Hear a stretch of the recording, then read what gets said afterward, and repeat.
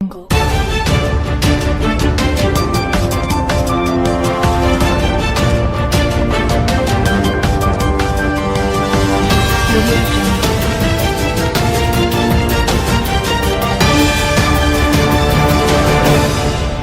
की राजनीति में निषाद समुदाय के जो लोग हैं यानी मल्लाह, बिंद और अन्य मछुआरा जातियां एक उभरती हुई सियासी शक्ति है। अब 2023 की बिहार जाति जनगणना के अनुसार निषाद समुदाय की आबादी करीब 5.5% है, जो इसे अति पिछड़ा वर्ग यानी ईबीसी की एक प्रभावशाली उपजाति बनाती है। हालांकि जातिगत आंकड़ों के लिहाज से मल्लाहों का प्रतिशत 2.6 है, वहीं निषाद, मल्लाह, केवट, बिंद, कश्यप जैसे सभी जन आधारित पेशों से जुड़ी उपजातियों को मिलाकर इसे 8 से 9% कहा जाता है, जिसे एक व्यापक निषाद समाज के रूप में प्रस्तुत किया जाता है। निषादों का प्रभाव खासकर उन क्षेत्रों में है जहां नदियां और मछली पालन उनकी आजीविका का आधार है।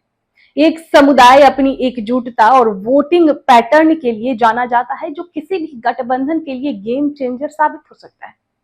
हाल के दिनों में निषाद समाज की आरक्षण और सामाजिक आर्थिक विकास जैसे मांगों ने उनकी सियासी अहमियत को और बढ़ा दिया है। निषाद आबादी का कुल प्रतिशत अब तक जातिगत आधार पर राजनीतिक समीकरण की बात हो रही है, तो इसको आंकड़ों में भी समझते हैं। जातीय जनगणना 2023 के आंकड़ों के मुताबिक बिहार में निषाद समुदाय की आबादी लगभग 5.5% है। हालांकि ये संख्या यादव 14% या मुस्लिम 16% की तुलना में काफी कम है, लेकिन उनकी एकजुटता और क्षेत्रीय प्रभाव उन्हें महत्वपूर्ण बनाता है। निषादों का वोट बैंक खासकर उन सीटों पर निर्णायक है जहां उनकी आबादी 15 से 20% से अधिक है। यह समुदाय सामाजिक और आर्थिक रूप से पिछड़ा होने के कारण नीतीश कुमार की ईबीसी नीतियों और बीजेपी की सामाजिक इंजीनियरिंग का हिस्सा रहा है। अब आपको बताते हैं निषादों का किन किन जिलों में दबदबा है। ऐसे तो निषाद समुदाय बिहार के अधिकांश जिलों में कुछ न कुछ भागीदारी रखता ही है, लेकिन इनका प्रभाव जो है वो मुख्य रूप से उत्तर और पूर्वी बिहार के जिलों में है। मुजफ्फरपुर, वैशाली, समस्तीपुर, दरभंगा, मधुबनी, भागलपुर और खगड़िया जैसे जिलों में नदियों के किनारे बसी निषाद बस्तियां सियासी समीकरण तय करती हैं। विधानसभा सीटों की बात किया जाए तो हाजीपुर, महाराजगंज, सुगौली, कल्याणपुर और बरारी जैसे सीटों पर निषाद वोटरों का दबदबा है। वर्ष 2020 के चुनाव में निषादों की पार्टी कहीं जाने वाली विकासशील इंसान पार्टी ने 4 सीटों पर जीत प्राप्त कर ली थी, जो उनकी बढ़ती ताकत का सबूत है। अब माना जा रहा है कि वर्ष 2025 के चुनाव में भी इन सीटों पर निषाद वोटर फिर से निर्णायक हो सकते हैं।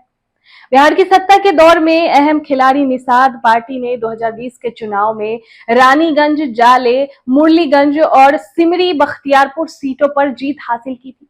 2025 के चुनाव में भी इन सीटों पर निषाद वोटरों की भूमिका अहम रहेगी, खासकर एनडीए और महागठबंधन के बीच कांटे की टक्कर में। सरकार बनाने में निषादों की भूमिका। बिहार में सरकार बनाने के लिए 243 विधानसभा सीटों में से 122 की जरूरत होती है। निषाद समुदाय का 5.5% वोट बैंक हालांकि छोटा लगता है, लेकिन 30 से 40 सीटों पर उनकी सघन आबादी उन्हें सत्ता का फैक्टर बनाती है।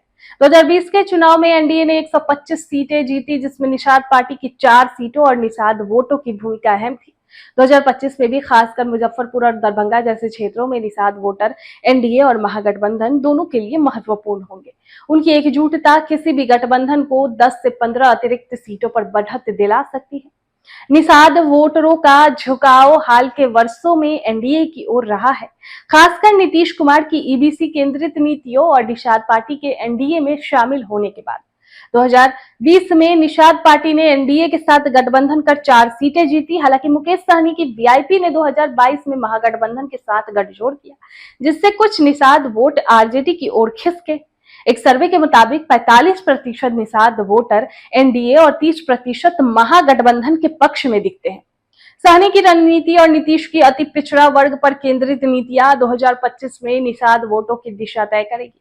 निषाद वोटरों का झुकाव हाल के वर्षों में एनडीए की ओर रहा है, खासकर नीतीश कुमार की ईबीसी केंद्रित नीतियों और निषाद पार्टी की एनडीए में शामिल होने के बाद। 2020 में निषाद पार्टी ने एनडीए के साथ गठबंधन कर 4 सीटें जीती। तो सहनी की रणनीति और नीतीश कुमार की अति पिछड़ा वर्ग पर केंद्रित नीतियां 2025 में निषाद वोटों की दिशा तय करेगी। इस खबर पर आपकी क्या राय है, कमेंट बॉक्स में हमें जरूर बताएं। सूर्या हॉस्टल, एक बार अपने बच्चे को जरूर भेजें। सीमांचल का सर्वश्रेष्ठ हॉस्टल, चौथी कक्षा से 10वीं तक कोचिंग एवं ट्यूशन निःशुल्क, बेहतरीन और हर सुविधा से लबरेज। हमारा पता है दलन कटिहार। संपर्क करें 7903464641 पर। हमारा वीडियो अगर आपको अच्छा लगा हो तो आप हमारे वीडियो को लाइक करें, शेयर करें और हमारे चैनल को सब्सक्राइब जरूर करें।